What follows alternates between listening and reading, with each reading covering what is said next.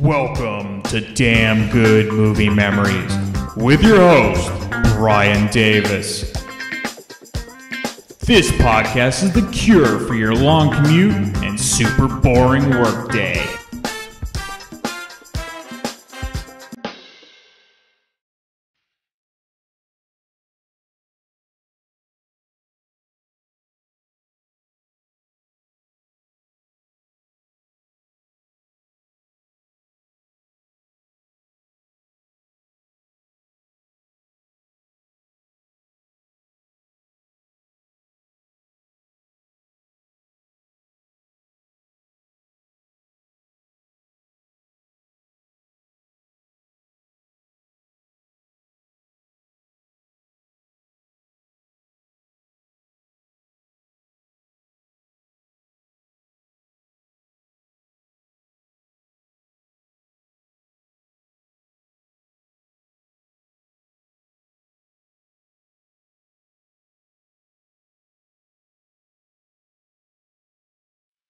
Hey there, this is Brian Davis, and for this week's episode, we're going to cover Chicago, and that will be the final of the specific cities we are covering in this little trilogy of major cities and movies. Now, we are going to do kind of a fun episode where we pick movies where the city name is in the title. That will be upcoming, but right now we're going to cover Chicago, and I'll start with my list right now. All right, I'm not going to go in any particular order except for this first pick. This first pick is by far the best Chicago movie. It is also one of my favorite movies. It actually might be my favorite movie. It goes back and forth between this and Airplane, but of course it's The Blues Brothers because it's just a perfect movie because it has the best music. It has some of the funniest dialogue. You have John Belushi and Dan Aykroyd at the height of their powers. It's just a brilliant movie. You know, I remember my parents renting this when I was in probably first or second grade, and my dad, telling me about this fabulous, soul and rhythm and blues music. And really, and I talked about this on the musical episodes, it's one of the few musicals I enjoy watching over and over again because it really doesn't feel like a musical. And again, amazing soul and blues music, and you have some of the best music artists of all time with Ray Charles and James Brown, Aretha Franklin, John Lee Hooker. I mean, there's just so many great music artists here. Ray Charles, you can't forget Ray Charles. So anyway, what I remember most about this movie as a kid is being enthralled with the dialogue, because it was the first movie I remember being allowed to watch that had tons of fucks and shits in it. And, of course, then I would recite those favorite scenes to my friends, much to my friends' parents' chagrin, and I'm sure they love me for it, but whatever. This movie has lasted with me through my entire movie-watching life, and I still never get sick of it. I probably still watch it twice a year because it's brilliant, and I can never get enough of it. And it shows all the parts of Chicago, kind of. It shows the outskirts of Chicago. But when you think of Chicago, you think of the Blues Brothers, because that's where they're based out of. And one of the greatest homage songs to Chicago is Sweet Home Chicago, and that's what version was playing at the beginning of this podcast. All right, for the rest of my picks, I'm not going to go in any specific order because it just makes it easier on me. So you can rearrange them any way you like, but now I'm going to kind of probably go in alphabetical order, and I'm going to start with About Last Night from 1986. I'm not talking about the remake. I'm talking about the original.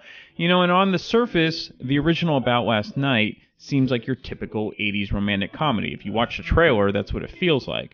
Rob Lowe and James Belushi are two single guys in Chicago, and they're always on the prowl for women. Of course, Rob Lowe ends up meeting Demi Moore, and sparks fly, and the two end up living together. And so what is actually unique about this film is that it really isn't a comedy at all. It's about as dramatic and as real as it gets, especially if you've been in a relationship like Lowe and Demi Moore. And, when I saw this as a teenager, I thought the movie was kind of boring. However, if you fast forward to when you're actually around their age, the movie resonates way more than it did when I was a kid. Next is Adventures in Babysitting from 1987, and it's a perfect example of why I love movies from the 1980s. There really isn't that much to the story to start with, and then before you know it, you have all these fun scenarios that pop up with action, comedy, and music. And I'm going to sound kind of old now, but this movie would never get made today. There's no superhero, no explosion, and no CGI needed. It's okay. I'll always have my movie collections of my 80s and 70s and even before that movies to keep me happy. And growing up as a kid, I always had a crush on Elizabeth Shue ever since she was in The Karate Kid. She was Allie with an eye, and so I was all in when I heard about Adventures in Babysitting, and my dad loved the soundtrack because it was filled with blues and soul music, and it was our introduction to the legendary blues guitarist Albert Collins, and of course the famous scene, "Ain't Nobody Leaves This Place Without Singing the Blues," and there's also a fabulous song at the end and the beginning by Percy Sledge called "Just Can't Stop," and it's tremendous. Next is 8 Men Out from 1988, and this is actually one of the best historical baseball movies ever made, and covering one of the most controversial scandals in sports history. So if you didn't know already, in 1919, 8 players on the Chicago White Sox were accused of throwing the World Series for that season against the Cincinnati Reds. And so even though the players were acquitted in the courts, they were still given a lifetime ban from Major League Baseball. And there have been debates about a few of the players regarding if they actually threw any games, specifically Shoeless Joe Jackson, who was one of the best hitters of his era, and third baseman Buck Weaver. So Buck Weaver was played by John Cusack, and D.B. Sweeney played Joe Jackson. And both players actually performed really well during the series, but due to the players hearing about the payoffs of the other 6 players, they were basically guilty by association. And if you were born in Chicago or you lived in Chicago, you whether you're a Cubs fan or a White Sox fan, it doesn't matter. This is one of the most famous scandals of sports history, let alone just Chicago lore. And so if you're a fan of sports or baseball, this is a must-watch. This next movie can definitely challenge the Blues Brothers for one of the most iconic Chicago movies, and that's of course John Hughes' classic Ferris Bueller's Day Off from 1986. And so when I was there, whenever I was home sick from school, this always seemed to be one of the go-to movies I would watch. And John Hughes and his brilliant and creative movies are sorely missed in today's Hollywood. It's funny because I've told this story before, but during the famous parade scene when Matthew Broderick lip syncs "Twist and Shout," the version by the Beatles, of course, I asked my dad if it was really him singing, and I think I was 7 or 8 years old at the time, and my dad dryly replied, "No, son, I believe that's some little-known band from England called the Beatles." That was my dad. Thank you so much. But he did make a point of telling me that the Isley Brothers were the first to have a hit with that song. As a kid, Ferris always seemed like a blast, and it was fun to watch, but I always laughed the hardest at the scenes with Principal Ed Rooney, played by Jeffrey Jones, and Ferris's sister, Janine, or Shauna, played by Jennifer Grey. And, so good. And, of course, at the end, with the very drugged-out Charlie Sheen, as it turned out, he wasn't really acting that much. And as we discovered years later, this role wasn't much of a reach, and Charlie's always winning, I suppose. But the movie itself is a total winner, and definitely one of the most iconic Chicago movies. You see Wrigley Field, you see the famous museums, you see the downtown parade. It is just synonymous with Chicago. Next up is a movie that is really underrated and often forgotten that it actually takes place in Chicago, and that is My Bodyguard from 1980. And I always enjoyed My Bodyguard when I was a kid, ever since every boy, and I'm sure girls as well, wish they had some sort of bodyguard to protect them from the school bully. And My Bodyguard is a great dramedy starring Chris Makepeace, which he was also in Meatballs, and Adam Baldwin, Matt Dillon, Martin Mull, and the always amazing Ruth Gordon. And so if you didn't know already, the plot goes something like this. Clifford, that's Chris Makepeace, moves to a new town in Chicago and begins his first year in high school. However, since he's, new and he's small in stature, he's the target of the school bully, and that is Melvin, played by Matt Dillon, and the resident bully of the school. And so Melvin always takes Clifford's lunch money, beats him up, and basically makes his life miserable. Clifford then gets the brilliant idea of hiring Ricky, played by Adam Baldwin, to protect him. Ricky is physically intimidating since he's bigger than everyone else at the school, and he has a reputation of killing multiple people. They're all urban legends, of course, but Melvin has no idea what's actually in store for him, and it's kind of It's a good buddy movie too, because it's not, on the surface it seems like a comedy, but it's a little deeper than that, and it's kind of still got the grittiness of the 70s because it's in 1980, but you could see the shift into kind of these really good teen movies that came out of the 1980s as well. All right, next is Never Been Kissed from 1999, and it's a fun romantic comedy starring Drew Barrymore, who I always love, David Arquette, and Michael Vartan. And Leela Sobieski and Molly Shannon and John C. Reilly and James Franco also co-star, and this was actually James Franco's film debut. It had been a while since I'd seen this movie before I just purchased it not too long ago, but I always remembered the nickname Drew Barrymore's character, which was Josie Grossi. Now I can't hear the name Josie without putting that name together.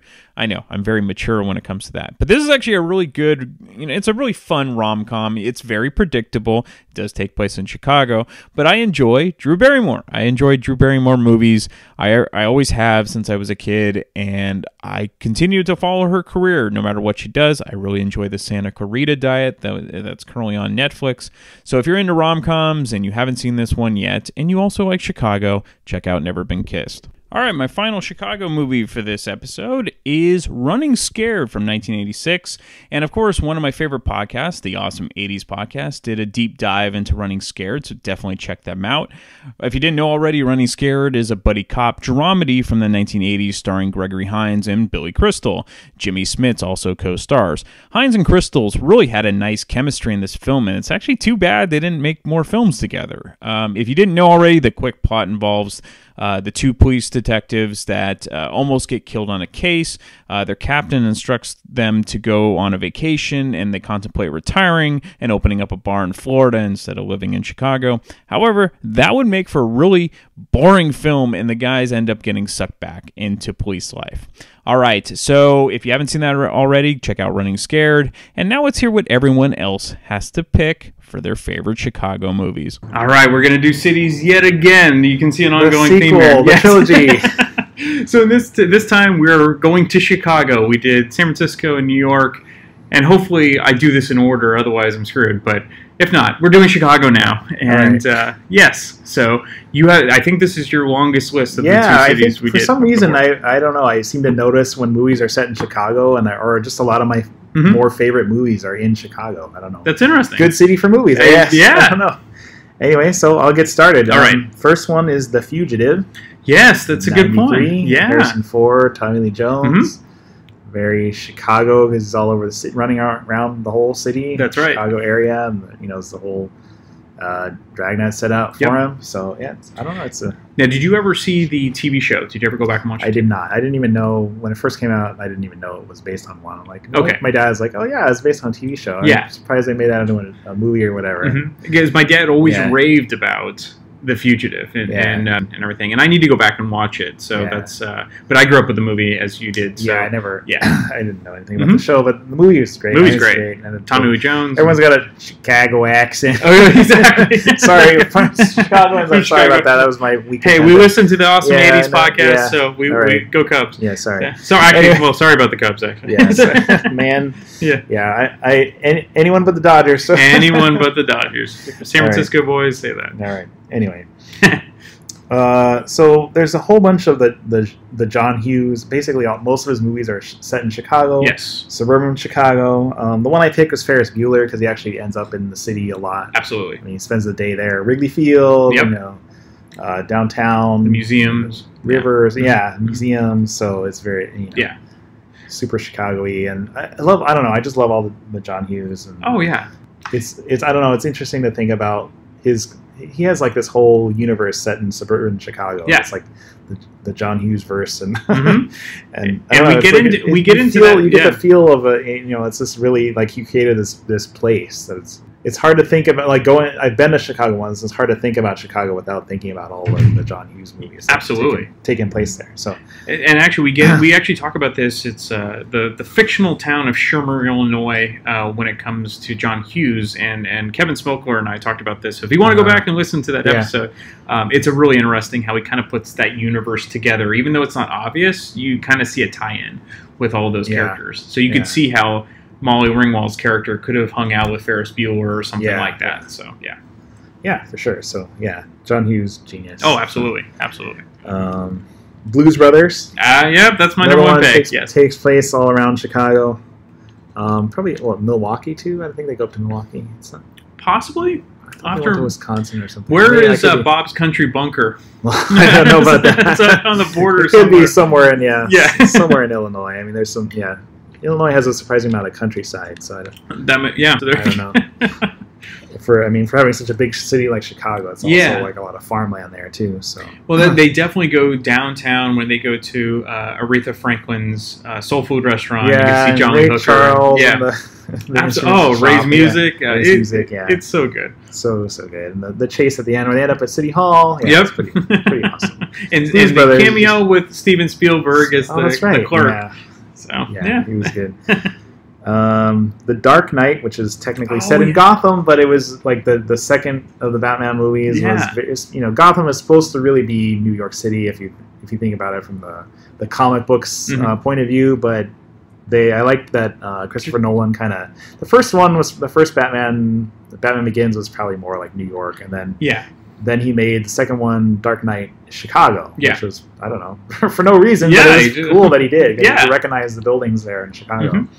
Well, it's kind of like Metropolis. You assume that's New York too. Yeah, exactly. There's different like the light side and the dark sides of exactly. New York. Exactly.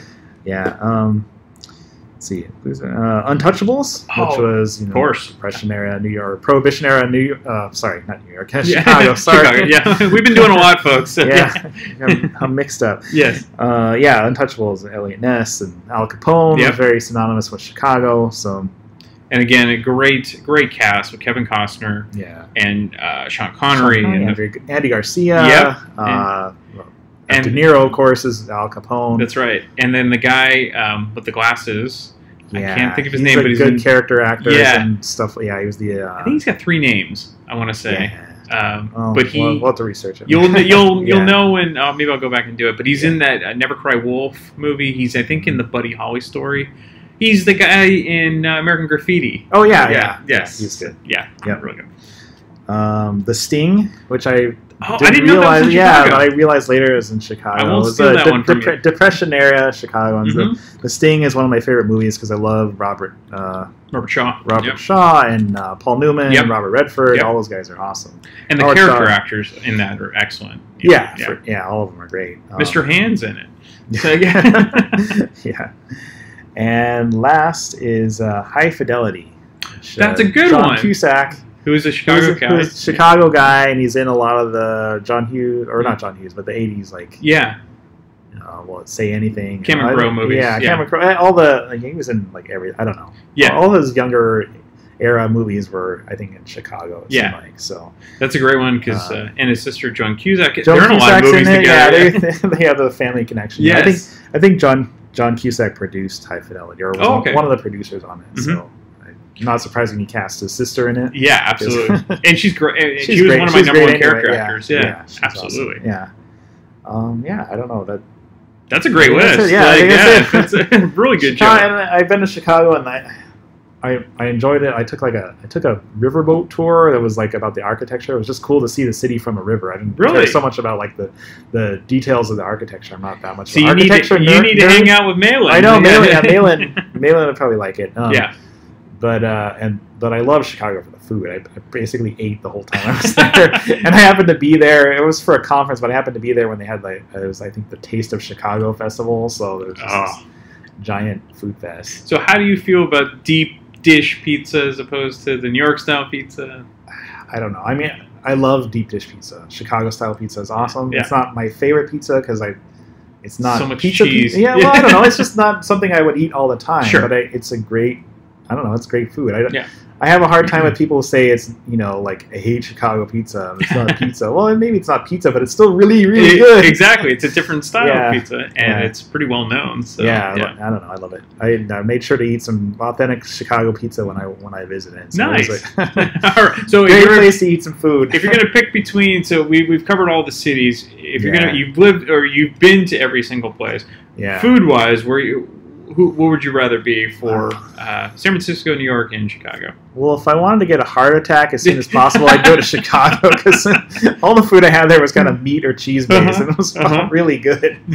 Plus, there's the Garrett's popcorn, which is so good. Our friends in Chicago send us that bucket of popcorn, but I stood in line for like a half hour just to get popcorn because they make it hot and fresh, and they pour the molten caramel on it. Yeah, it is so good. Cheddar cheese. Yep. Oh god, it's good stuff. Chicago is great. I don't know. I mean, San Francisco and New York are more known for their gourmet food. Yeah. And actually, I felt like New York was better for getting cheap eats. Like, pretty good food for really cheap. Okay. I don't think you can do that as well in San Francisco. It's more like if you eat cheap stuff in San Francisco, it's really bad junk. Yeah. But you could even get like a pretty good slice of pizza in New York for cheap. Interesting. Pizza and a Coke. Because so many people buy it there. All right, so we know Winley's going to like this part of the episode because all we do is talk the about food. Yeah. Yes, so cool. Yeah, I made sure to eat at a lot of good restaurants in New York. Yeah, I would definitely go back to Chicago just for the food. For the food, and maybe catch a ball game. You never know. I would love to see Wrigley too. I didn't get a chance to do that when I was there. You can avoid Comiskey. It's okay. What's the new game? If there's the old Comiskey, that's different. Yeah. That's true. All right. Well, again, thank you as always. We delve into other things, and this is great. So thanks, Brian. All right. All right, we're back with Enrica. Welcome back. So this week we're going to do our favorite Chicago movies. Chicago. So you've never been to Chicago, but that's Never been. I don't even know what it looks like. I don't even think if you showed me a picture of a city, I'd be like, yeah, that's Chicago. But you know through film, and that's what we're talking about. Yeah, I do. I mean, I don't even know if you can say that. You know, like when you see a movie and it just takes place in a place. Yeah. And like they say it's Chicago, but like you don't really get to know the place. Right. You know? Like, that's how I feel about Chicago. Like, I've seen so many movies taking place there, but I never once, when watching the movie, thought, like, oh, Chicago, that seems nice. Or, like, that's clearly a cool place. So is Chicago on your bucket list of cities to go to, or do you have a bucket list of places to see? Not really. I would love to go to San Diego. San Diego's great. Yeah. The zoo and the pretty surfing people. And yeah, I mean that's the only other city I've always really wanted to go to. Interesting. But I'm very fortunate. I have gone on 2 cross-country trips. So even though I'm only 26, I've seen most of the major cities. That's awesome. So I've been to a lot of really great places. Been to Portland, to Seattle, all the places I've always wanted to go to. I've been Pittsburgh, Philly, New York. You've been to Boston? Been to Boston twice, 3 times. Loved it. So, yeah, I've had a really good experience just with America. So, I love America. So you just have to go to San Diego? But I've never been to Chicago. I've been to Union Pier, Michigan. Okay. Which is across the lake from Chicago. So you can, like, see the city and the lake. And we crossed, when we stopped in that area of Michigan, we drove, like, around the lake and we saw Chicago. Okay. But that was it. Did never really like spend time. Right. So we're going to spend time talking about our favorite Chicago movies now. Yeah. So let's go through the list. Okay. I most recently saw The Big Sick. Oh, okay. With Kumail Nanjiani. I think that's how you say his name. He's the guy in Silicon Valley, like the Pakistani guy. Yes.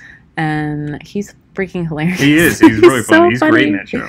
He's so good in the show. And I didn't know that the story of The Big Sick, where he meets his girlfriend and she gets this horrible autoimmune disease, which I relate to on many levels, but I didn't know it was a true story of like him and how he met his wife. I didn't know that either. So yeah, he met his wife and she was a white woman, he was a Pakistani man, and there was all of that like tension, and they met. I don't remember how they met. He was just like a comic, like a struggling comic, and she was a college student or like a master's student, and they like hit it off at a comedy club or something. But then they dated and they had a great time, but he had to like hide their relationship because she wasn't Pakistani. Right.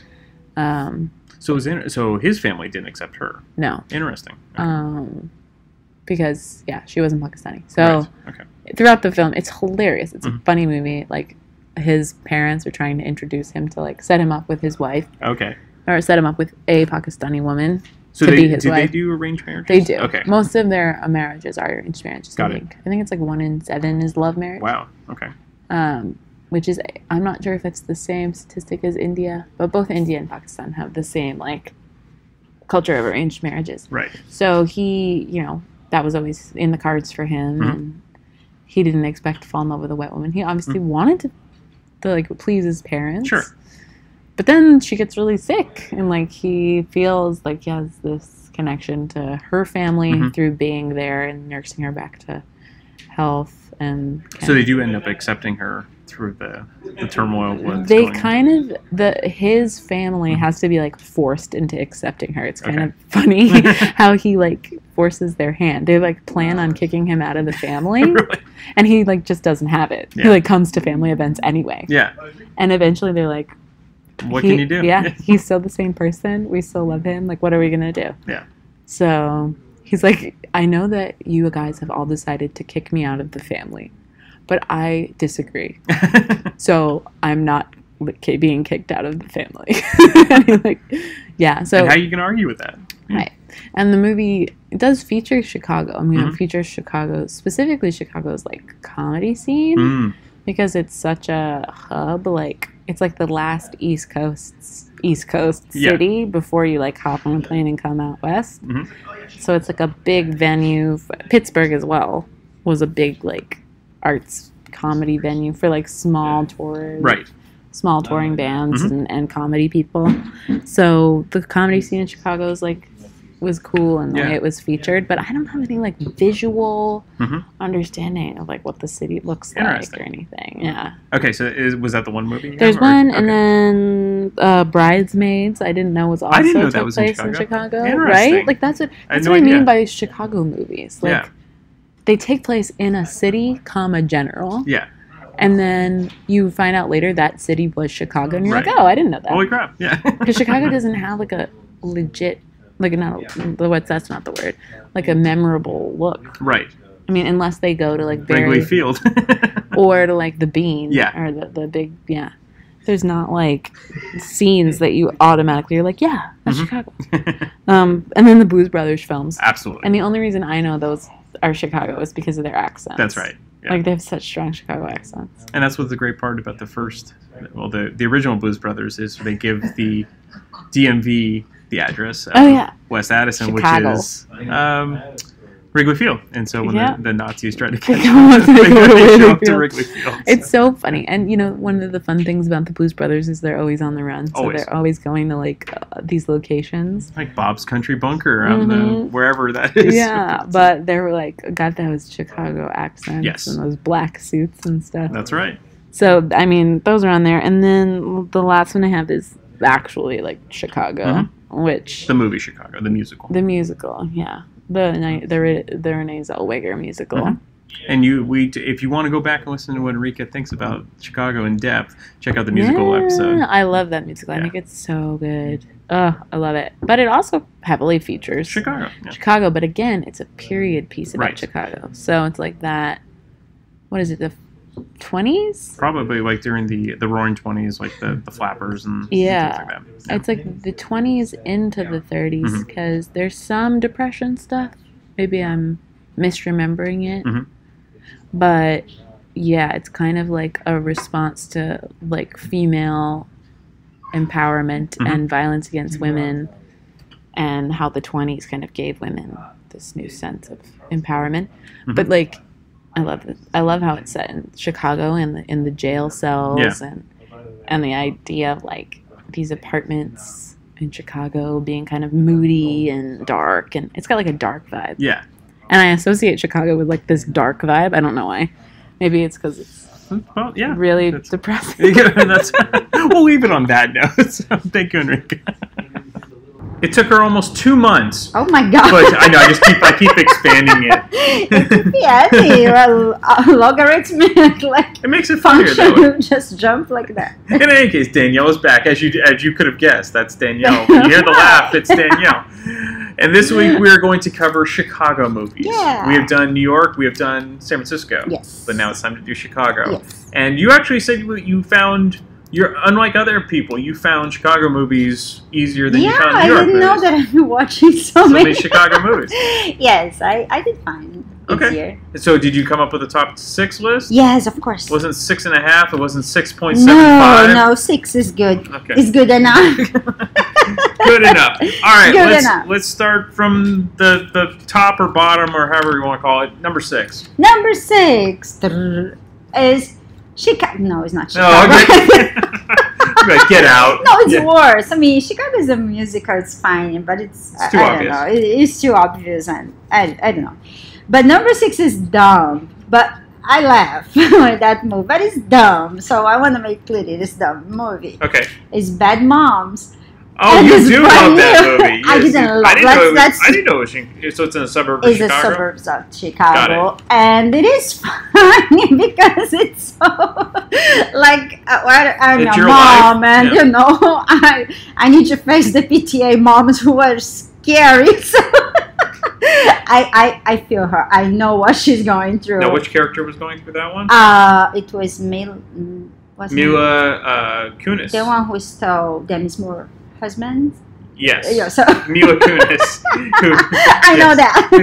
I know that part. Yes, so I don't like her as an actress. Not because Demi Moore. I don't like Demi Moore either. So as an actress, I don't like her. But not I don't like her. I don't like her in the movies. I don't think she's a good actress at all. But there are the other, like there's the one from Frozen. The Kristen Bell. Yes. And the other one who is like the... Is it Christina Applegate in it? I don't know. No. She's insane. Everything's about sex. And you know what? And then there's the PTA moms, like stick up, you know.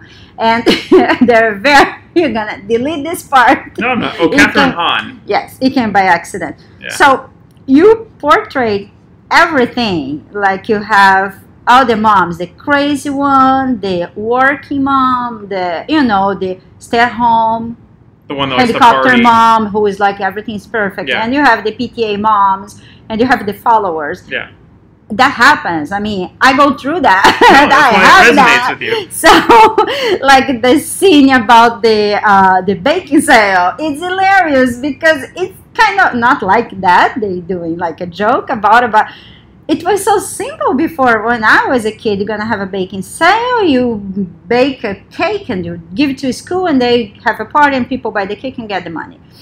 Now you need to have the gluten allergy, the nut allergy, this allergy. It needs to be organic, fat-free. Oh God, it's annoying. So I did once because I work, I go to school, I have 2 kids. It's everything on me alone. So one baking sale, I completely forgot, and Clara was crying her eyes out. Oh my God! Did you put sugar and butter? I just I took my thing, the plastic thing. I went to Nobby Hill. I bought the brownies, and I took it out from their package. I put on my nice tray, and I put like paper towel, to pretend it was. And they asked, "Oh, is this homemade?" Oh, yeah. And that's what I did. So that's why I like the movie. But it's like once to see the movie, and then you see another with your girlfriends and laugh. It's more fun. Now, have you seen the sequel, which just came out, Bad Moms Christmas? No, I'm waiting because I'm gonna rent and I'm gonna have like a cocktail night for my friends, and we're gonna be in the small movie theater and just watch and that's nice. Just in between friends. That's cool. Yes. All so that's number 6. That's a good one. I don't even need it took like half an hour to talk about it. All right, we're done. Because it's recent. I could remember everything, so it's easier. So my number 5, I watch in the movie theater actually, is I watch a few times. Is Dragonfly with Kevin Costner. Yeah, Costner. Almost there. And I is in Chicago. He's a doctor. Him and his wife are like doctors at the Chicago hospital. She's 7 months pregnant or so, like her belly is huge. And she goes to Venezuela to help some, some village that don't have doctors. Those doctors that go to place that need help. Yep. So, and she dies there. Did you watch this movie? I've never seen it. So I cannot say it. No, you can. You definitely can. So she dies in an accident, a landslide, and it hits her bus, and she dies, and there's kids in the bus too. Sad scene to see it. And the body was never found, and he's recovering. He's in grief, and he starts to have the visions about her. And things start getting creepy. Actually, you can get that feel like you can get like you know jump a little bit from the chair a little bit. It is like he's grieving, but there's some scenes like he can see her face. He's dragonfly because it's her favorite insect. Animal, come on, it's 3 divisions: animal, mineral, and vegetable. How do you spell ADD? And she has a birthmark that is like in the shape of a dragonfly. So there's this scene that he's looking at the window and he sees a dragonfly at night, and he keeps looking, and then comes her face on the freaking window. Oh my god, a jump! I wasn't expecting that. And there's dead people because there's the patient and the guy is dead, and suddenly he talks with him. So you have this. Now I can see why you like it, because you like these types of movies. But but at the end, it's a beautiful movie. So it was her giving him. It was not his mind. I thought it was his mind, but it was her giving signs. And he goes to Venezuela. Now, did they have kids? No, okay. But he goes to Venezuela to see, because she does in a map. She draws something in a map too, and he finds out like they saved the baby, and the baby was there. So it's so beautiful, like the rap. So ghosts are not as bad. So that's a good present. You don't need to be scared. You don't need to see the movie now, folks. Well, it's full of plots. This podcast. I know. Come on. So number 4. Yes. Everybody picked this one. We'll see. Risky Business. You know what? I forgot. I totally forgot. Well, or maybe I didn't. Okay. I still haven't done Chicago yet. So, you didn't do it? So, I have my list, but I haven't recorded it. I'm recording this before he records. So if he picks, he's stealing my idea. So maybe I picked it. It's in the suburbs of Chicago. It is. So that's probably why I didn't pick it. Well, no, there's nothing wrong with that. I was trying to look for more downtown. My goodness. Oh. That's why you guys are so picky. No, everything that was about Chicago. You're right. It is actually. Well, you could just say Illinois. So, so I didn't even know what was there. Risky. I'm not good in geography. I don't know why Chicago in the map. You get a pass. You weren't born here. So that movie is fun, and I watched it very young. I was not supposed to watch at that age. Because he was dancing in his underwear? Oh, no, that was the easiest part. But how about the prostitutes on the house? Well, they're on the train. Yeah, so I watched that. I didn't get it the first time I watched. I was so young. And then I watched again. I like Rebecca De Mornay. She plays the lead prostitute. Yeah, they had a relationship at that time. They were dating, and Tom Cruise was Tom Cruise. He was cute. I never liked him, but that was his kind of first breakout role, because this is before Top Gun. Yeah. So it was a funny movie, like very. He's raising money to fix the because he threw a party. Stuff. It's fun. I remember as a teenager watching. And I like it. If I watch now, not as much. It's got the fun 80s vibe to it. And that scene when him dancing to Bob Seger's Old Time Rock and Roll, that is an iconic scene. Because you see him in his socks and just his underwear and long shirt, sliding by. That. Everybody did that. Everybody knows that, yeah. Everybody did that. I still do that, folks. So there you go. So I like it. No, it's a fun movie. That's a good one. I could not do it without adding this movie. You did, but I didn't. No, you don't know if I did or not. It's stealing my idea. Okay. So, but this one you got it, and you cannot deny it. My number 3 is Ferris Bueller. I don't even need to complain. Well, if you can't say it, no. I know, I cannot say it. So this is, I think, everyone's could be, not everyone's, but many people's number one Chicago was not movie. mine. No, I know, but it's probably mine. It is, oh my god, the music. I think I don't forget that movie because the song in the parade. I mean, of course, that was like the best. So I've told this story on the podcast before, but when I first saw this, I thought Matthew Broderick, Ferris, was singing. I thought that was him singing. Oh, really? And my dad was like, yeah, that's a little small band known as the Beatles. Look, I was like 8, 9 at the time. So, my gosh. No, so I like it. I watched very young as well, like teen. I don't know which year.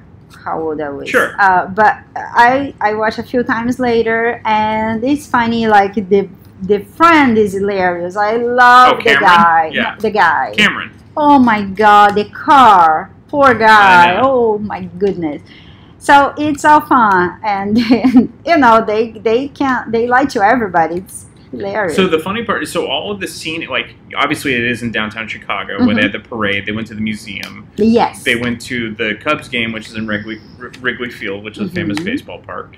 But it's funny. So the car scene where the car he kills the car. Yes. That's filmed in L.A. because that house looks nothing like a Chicago house. It looks like kind of an L.A. modern house. So not all of it was filmed in and LA. The sister, the frustrated sister. She's so good. God. But of course that's Baby. What's her name now? I'm forgetting her name. I'll never remember her name. But that's Jeannie in that movie. Yeah, Jennifer Grey. She disappeared because she had the surgery on the nose, right? Yeah. And then she didn't look like Jennifer Grey anymore. Yeah. Hollywood. Oh my God. She was in a lot of good movies in the 80s. She did. She was in all the movies that I watched. She was there. So Dirty Dancing, Ferris Bueller, and Red Dawn. But there's more. There are more. It was like, whoa, those people, like some actors for the 80s, they would be on and on. They were. Right? Yeah. So, okay, so this is my number 3. The one you don't see anymore, though, is Ferris's girlfriend, Mia Sara. You really didn't see her much after that. I don't even remember, exactly. like the face. I remember the face, brunette, but I don't know who is she. Yeah. Right.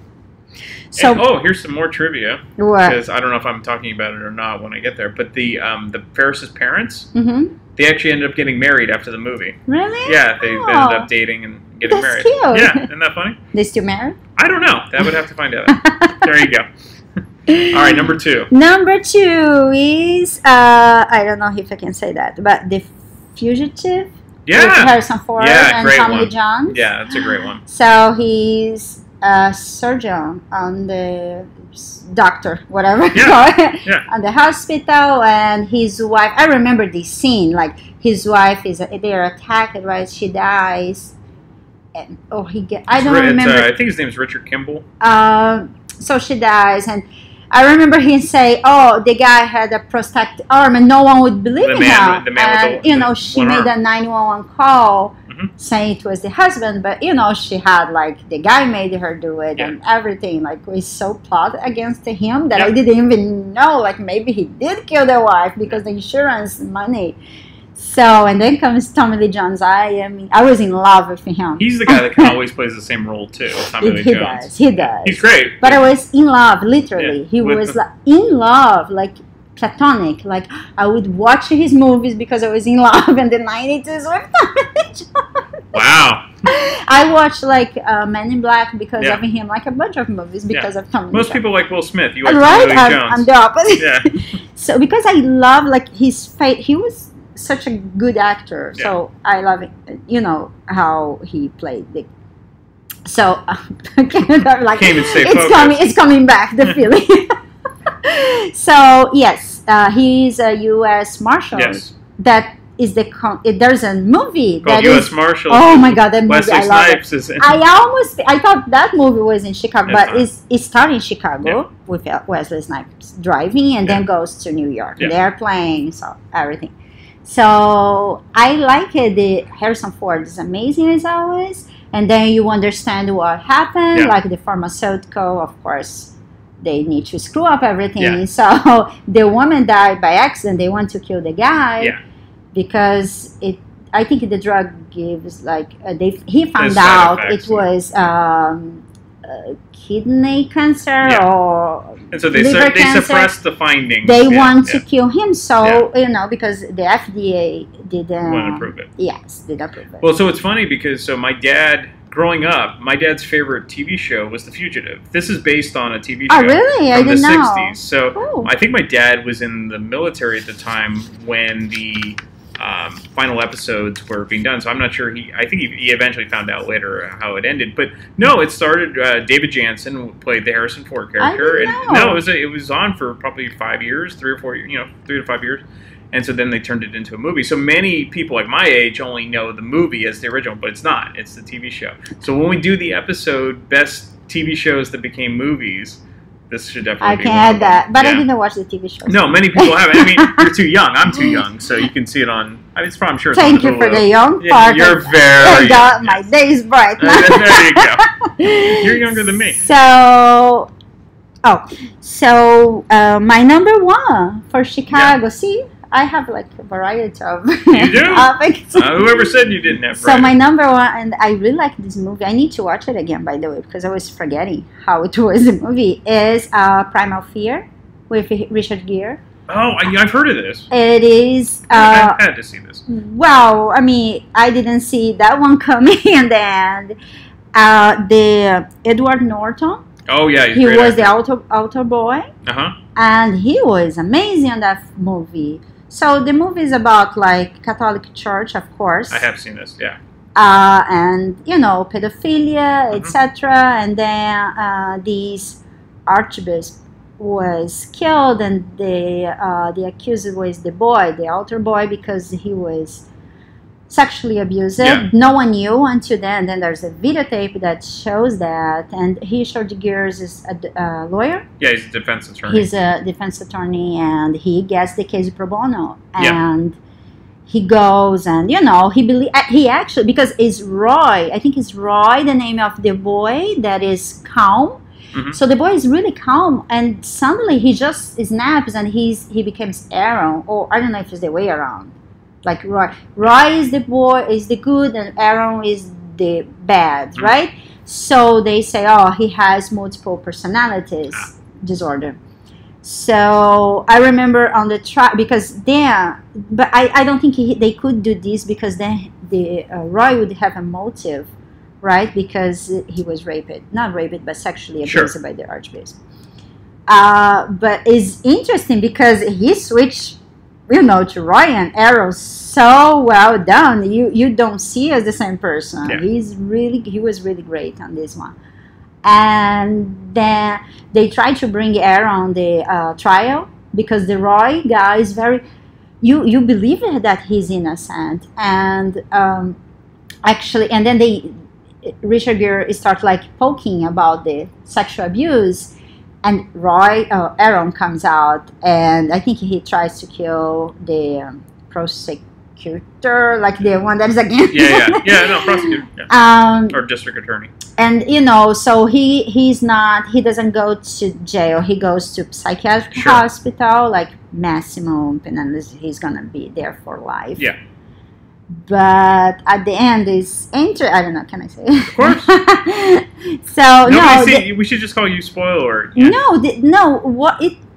Did you see the movie? Did you watch it? A long time ago. Yes, I've seen it. Yeah. So it's interesting because I didn't see. I was surprised because when he grabs the girl on the trial, he always said, "When I become Aaron, I cannot remember what he did." When he goes back to Roy, it's like a blank. It's like he was sleeping. Yeah. So as Richard Gere gives the news, "Oh, look, you're going to the hospital, blah blah blah," and as he's leaving, Roy asks him, "How is this person's neck, the woman's neck?" And the Richard Gere, "You shouldn't remember that because you're as Aaron." That's right. So he says, "So Aaron never, Roy never existed." And then he was like, "No, actually, Aaron never existed." Yeah. So it's super creepy then. Yeah. So that's why Edward Norton's a great actor. He is. So right?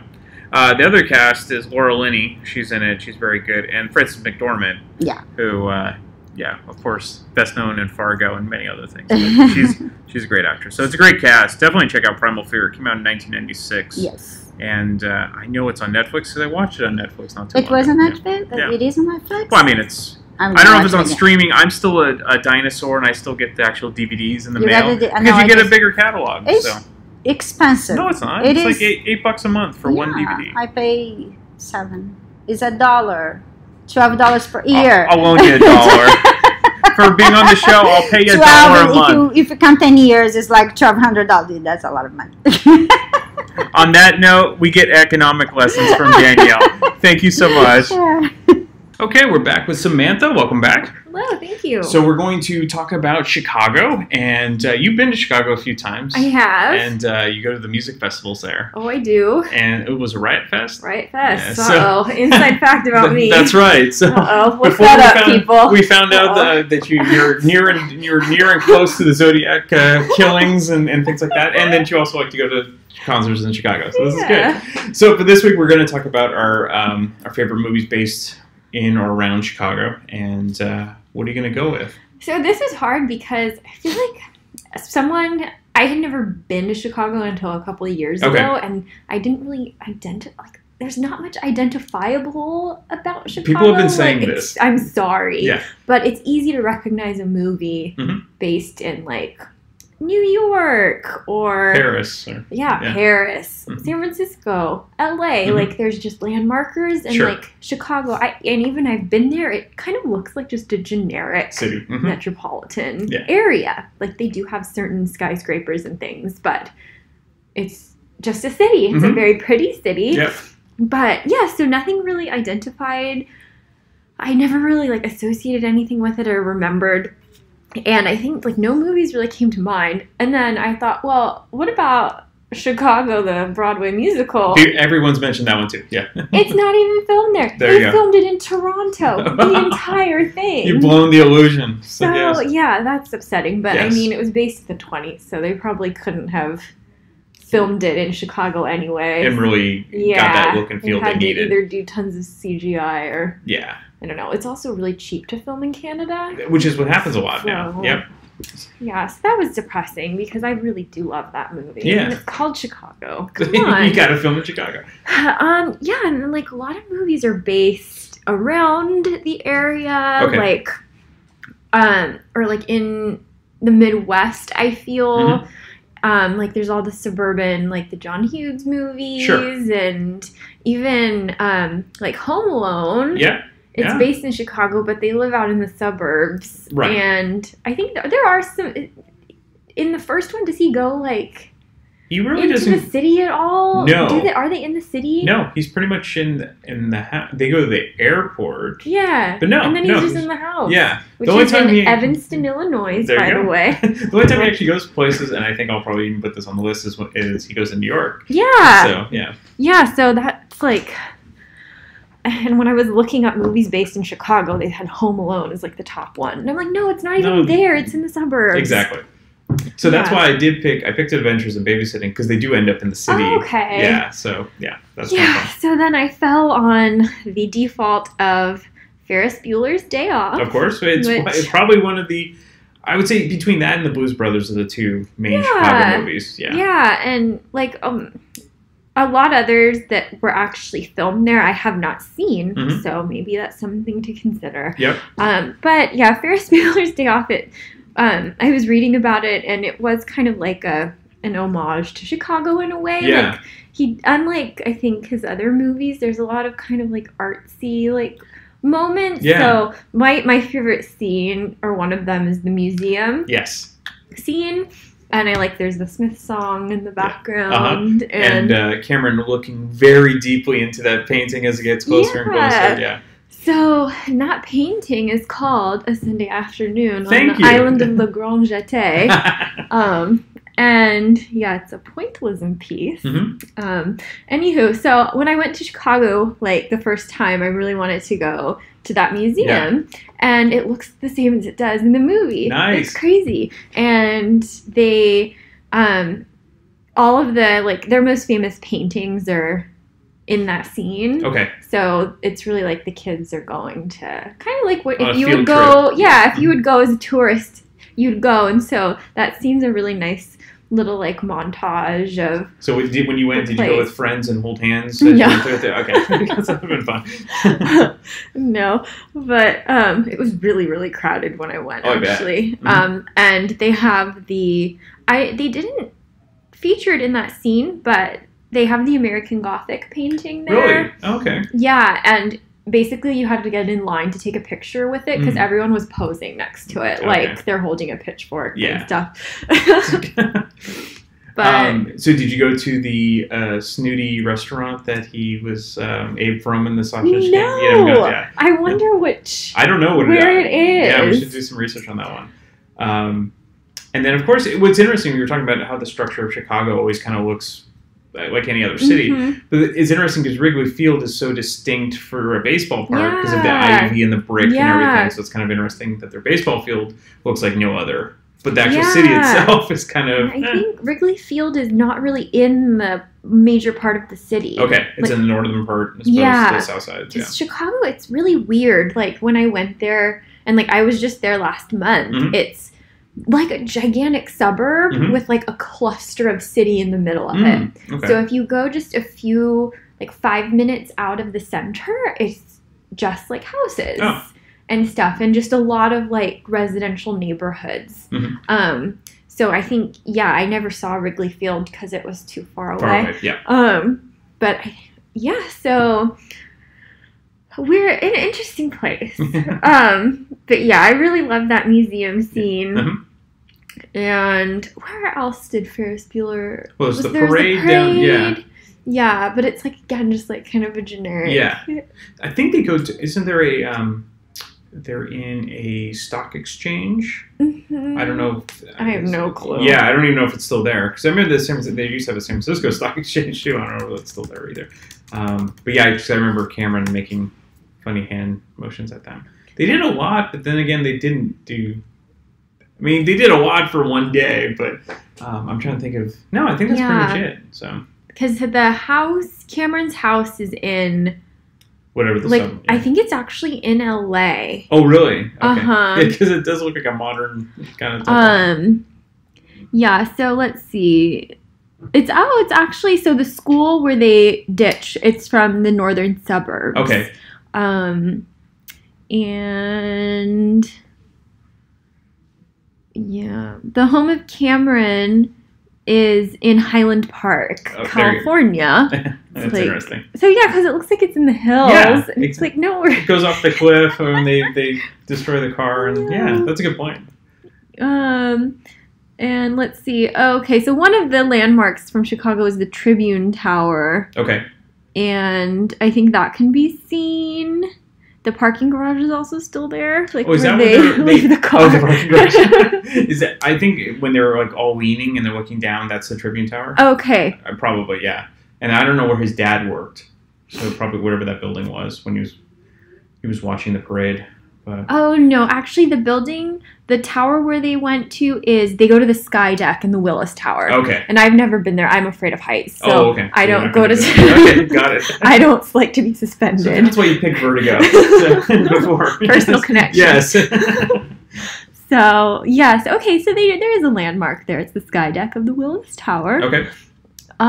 Bruce Wayne is also there in The Dark Knight. There you go. Ooh, we have another one. But that's tricky because The Dark Knight is like based in Gotham. Yeah. It's not in Chicago, but that's kind of like Metropolis could be New York, and I think a lot of The Dark Knight was filmed in Chicago. Actually, and that trilogy. I believe Brian mentioned that. Yeah. Okay. Yeah. Okay. Here it is. Yeah. Chez Key, the posh restaurant. It's at 22 West Schiller Street, Chicago. It's still there. Yeah, wow. You can go to... Oh, now it's a private home. Oh, that's too bad. So what was Chez Key, the posh restaurant in which Ferris manages to pass himself off as Abe from the Sausage King of Chicago. That's right. Yeah, it's a combination of two locations. The restaurant, which is in Los Angeles, and the exterior, which is a private home. Okay. Oh. See, that's a problem with all these. You assume everything's there, and that's the magic of movie editing. But, yeah. And, they do go to Lake Michigan. Mm-hmm. Yeah. Good job. Places there. Thank you, Samantha. Got a little lesson out of it. Yeah, that's right. You wanted this, you got it. All right, we're back with Malin. We're continuing our city theme, and for this week, we're going to do Chicago. So Malin has his list already, as he always does, and let's hear what he has. Okay, cool. Hey, Brent. So my list for Chicago is pretty short. As I was doing some research, it looked to me like most films that are either set in and around Chicago either have to do with gangsters or cops. Yeah, exactly.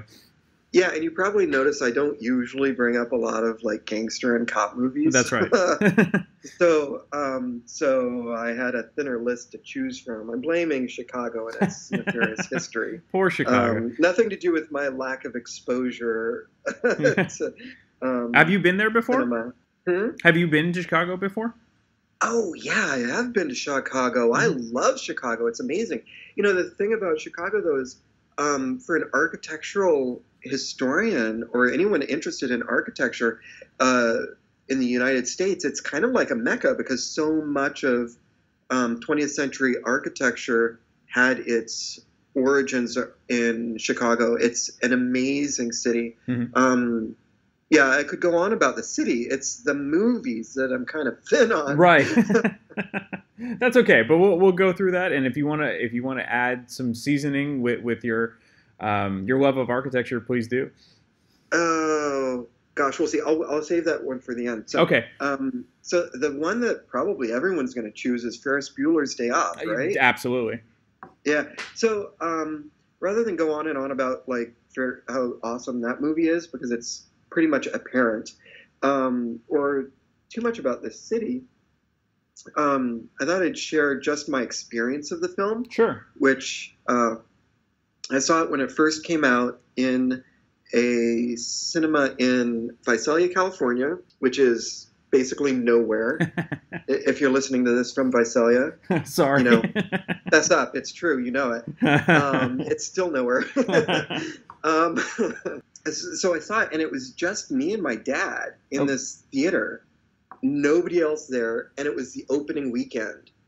And so I sat there and I watched it, and it was probably the first time I saw a film in the theater, and the reception by other people kind of affected my viewing of it. Really? Yeah, I mean, I was pretty young, but as the movie theater was empty, I kind of, I noticed that. Maybe that was just the first time I noticed being in an empty theater and thinking, wow, is there something wrong with the film? Right. And I don't think there was anything wrong with the film, and time has certainly proven that there really isn't too much wrong with it. But I think, word just hadn't gotten out, or, for whatever reason. Right. But I got this private showing of Ferris Bueller's Day Off with my dad in Visalia. And yeah, so that was pretty cool, because we used to do movie nights or just road trips together, and rarely we would get an opportunity where we were just in the theater alone, and sometimes that was important. Like when we saw A Fish Called Wanda, we were just laughing so hard. I could tell halfway through the movie we were pissing off everyone else in the audience. Yeah, that's cool. That's cool. You guys actually got to see it in the theater, because I think for me, I saw it on VHS for the first time. So that's cool. You got to experience it in the theater when it first came out. Yeah, and I didn't see it again for years and years after that. Okay. But I hadn't been to Chicago before I saw the movie, and I didn't visit Chicago for years after that.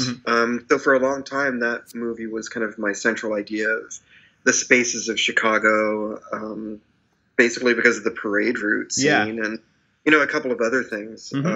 But yeah, so Ferris Bueller's Day Off, Chicago, the musical. Yep. Which, interesting because really it's not so much about the city spaces, but about the idea of the city of Chicago, and not just that, but of the media empire and the way that people are portrayed in the media, and the lines between criminality and celebrity, and that's played out on a grander scale politically today. But the film is such a really great representation of, not representation, sorry, that's not the word I'm looking for, but it's such a great translation of a musical theater production of an idea of a city. So it's removed from the city of Chicago in a few ways, but I think it does a really good job of, on an abstract level, still making a lot of great images and ideas. Associations with the city. No, absolutely. Yeah, and it's just fun to watch, and a lot of those musical numbers are fantastic, especially the tango scene that's just so super bitter, and yeah, it's just fantastic. Yeah, good pick. And the other one, getting back to architecture though, Candyman. Oh, really? No way. Yeah, So did Candyman make your list? No, it did not. But I'm glad you brought it up. I'm hoping it makes Danielle's list, because if it was going to make anyone else's list, it's got to be Danielle. Right? Oh, absolutely. Have you interviewed Danielle yet? Not yet, so I won't say a word. So we'll see what she does. Okay, good. Okay, yeah. Well, I could hear the surprise in your voice when I mentioned Candyman. So I kind of have to assume that you haven't talked to Danielle yet. No. I loved Candyman as a kid. I think it has a lot to do with the Philip Glass score. It also has a lot to do with the overhead kind of helicopter shots of the city, both in the opening credits and I think elsewhere interspersed in the city. But it's interesting, too, that Candyman as a horror film also has this through-line really important subtext of social inequity in the city. And it comes back to the architecture. Like, there's a lot of discussion about oral histories, urban legends, and architecture, and the ways that the built environment affects people and communities, and also how areas within specific urban environments might be homes to particular legends. And I think that plays out in different cities. I remember when I was doing my graduate research on Las Vegas, I was doing research on the west side of Las Vegas, which was historically, that was a segregated neighborhood. And there were a few times when hotel investors became interested in the segregated neighborhood, because there was this population that was working in the hotels, but they weren't spending their money in the hotels on the Strip. And so they got clever to the idea that there was all of this money being paid into their pockets that was then going, literally, it was going across the railroad tracks into the segregated neighborhood. Interesting. So there were a couple of attempts to open up hotels, racially integrated to some degree, on the other side of the tracks. One of them opened in 1955, but there was another one where they started building it, but I guess the investing failed or whatever, so they never opened it. But it became an interesting kind of playground for kids in that neighborhood, and those kids had an urban legend about a character that might be kind of like hiding or living in the spaces of this kind of ruined hotel casino project. Well, the same kind of thing is going on in Candyman, and I find that really fascinating that they even bother to explore that.